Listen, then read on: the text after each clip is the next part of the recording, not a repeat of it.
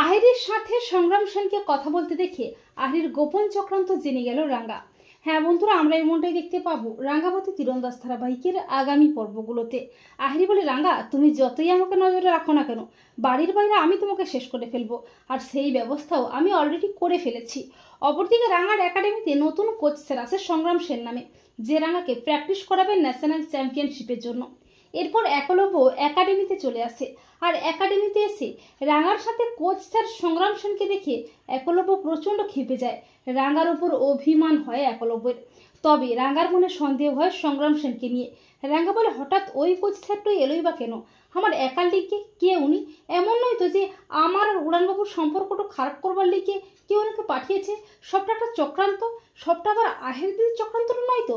এই বলে রাঙ্গা আহিরির ওপর নজর রাখে। এরপর রাঙ্গা দেখতে পায় আহিরি সংগ্রাম সেনের সাথে গোপনে কথা বলছে। রাঙ্গা বলে, নতুন কোচ স্যারটোর সাথে আহিরি দিদি কি এত কথা বলছে? রাঙ্গা আড়াল থেকে সবটা শুনতে থাকে।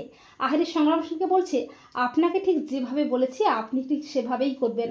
আপনি একলব্য ও রাঙ্গামতির মধ্যে ভুল বোঝাবুঝি সৃষ্টি করে যাবেন। রাঙ্গা যেন কোনোভাবে না জানতে পারে যে আমি আপনাকে পাঠিয়েছি। আমি কোনো মতেই রাঙ্গা ও একলব্যকে এক হতে দেব না। এসব কথা শুনে চমকে ওঠে রাঙ্গা। রাঙ্গা বলে, তার মানে মোর সন্দেহটাই ঠিক? আহিরি দিদি ওই নকল কোচ স্যার সংগ্রাম স্যারটাকে পাঠিয়েছে মোর সাথে উড়ানবাবুর সম্পর্কটা খারাপ করবার লিগে? রাঙ্গা বলে, আহিরি দিদি তোর চক্রান্তটা আমি সবার সামনে আনবই, আর এই নকল কোচ স্যারটু ওহাকে এমন শিক্ষা দেবো না যে সারা জীবনটাতেও ভুলতে পারবে না। তো বন্ধুরা, তোমরাও এটাই চাও তো যে আহিরির সাথে সংগ্রাম সেনের গোপন কথা শুনেই যেন আহিরির গোপন চক্রান্ত জানতে পারে রাঙ্গা?